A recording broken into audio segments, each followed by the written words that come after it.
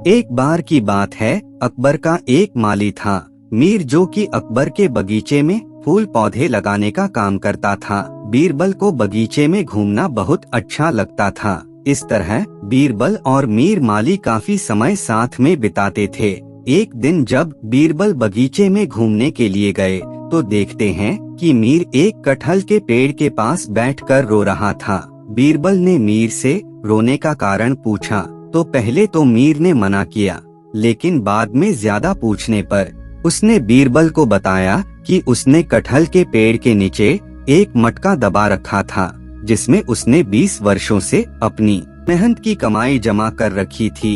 यह उसने अपने बुढ़ापे के लिए जमा कर रखा था, लेकिन किसी ने उसका मटका चुरा लिया। अब वह क्या करेगा? मीर बहुत दुखी था। बीरबल ने मीर से पूछा, तुमने मटके को यहाँ पर क्यों दबाया? मीर बोला, मैं सारा दिन यहाँ काम करता था और मैंने सोचा इससे सुरक्षित जगह कहाँ हो सकती है, इसलिए मैंने उसको यहाँ कटहल के पेड़ के नीचे दबा दिया।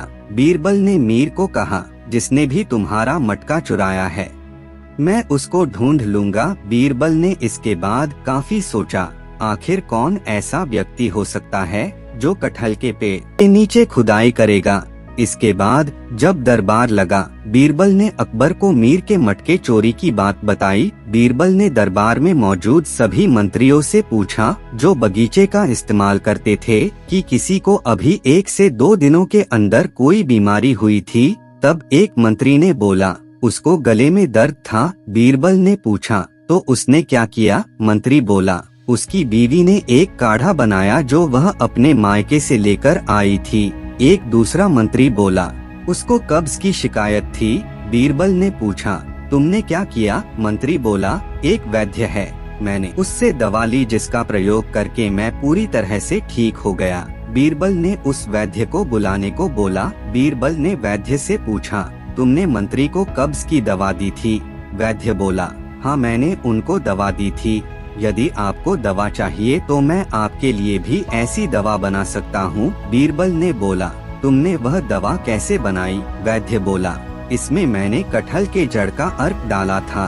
बीरबल बोला, कटहल की जड़ का अर्क तो बहुत ही दुर्लभ है। इस पर वैद्य बोला, महल के बगीचे में ही कटहल का पेड़ है।